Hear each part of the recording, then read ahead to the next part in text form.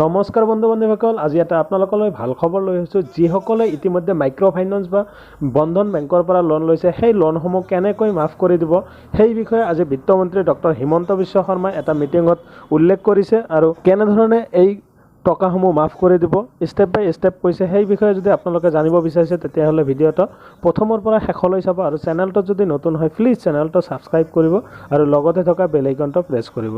চ' বন্ধুসকল, বিত্তমন্ত্ৰী ডক্টৰ হিমন্ত বিশ্ব শৰ্মাৰ মন্তব্য আছে, আপোনালোকে মন্তব্যটো শুনি লওক। এতিয়া মোক এটা কথা কওকচোন, বন্ধন বেংকৰ কিমানে লোন ল'লে? কিমানে ল'লে? চবেই। বাইদেউ আপুনিও লৈছে? লৈছে? বাইদেউ আপুনিও লৈছে? আপুনিও লৈছে? চবেই সপ্তাহত আহে কুচ কুচ কৰি থাকিবৰ কাৰণে এজেণ্টবিলাক আহে। এগৰাকীয়ে লোন নিদিলে বাকী কেইগৰাকী কাজিয়া হৈ যায়, হয়নে নহয়? হয়নে? এতিয়া কি কৰিব লাগে কওক আপোনালোকে? কি কৰিব লাগে?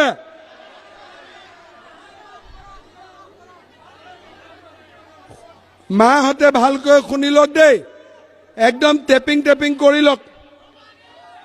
এই ল'ৰাবিলাক তহঁতি কিয় কওঁ? এই তাৰমানে মাসকলে লোনটো লয় আৰু তহঁতি খাওঁ? হা?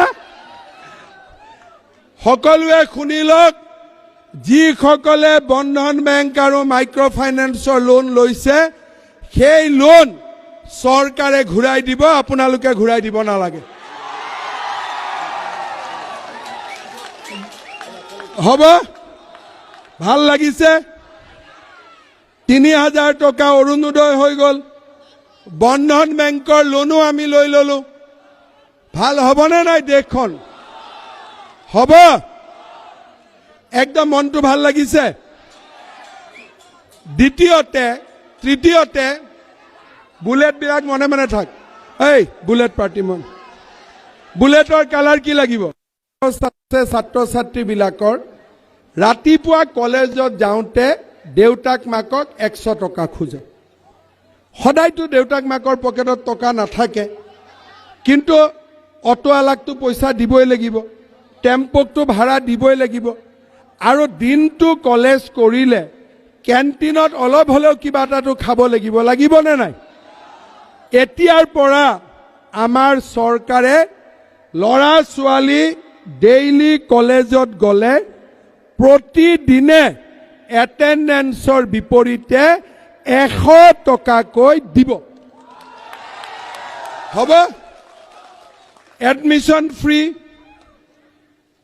টেক্সটবুক ফ্ৰী, চাউল ফ্ৰী, অৰুণোদয় ৩,০০০, বন্ধনৰ লোন আমি ঘূৰাই দিম, আত্মসহায়ক গোট 1 লাখ আৰু 2 লাখ পাব, ছোৱালীয়ে স্কুটি, ল'ৰাই মটৰচাইকেল, আকৌ ওপৰতে কলেজত যাবৰ কাৰণে ডেইলি 100 টকা পাব।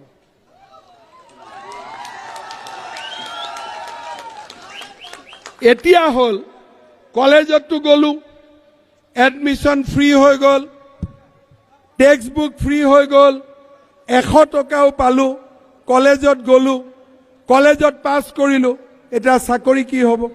চ' বন্ধুসকল, আজিৰ ভিডিঅ'টোত এইখিনি আছিল। পৰৱৰ্তী নতুন এটা ভিডিঅ'ৰ সৈতে পুনৰ লগ পোৱাৰ আশাৰে তেতিয়ালৈ জয় অসম।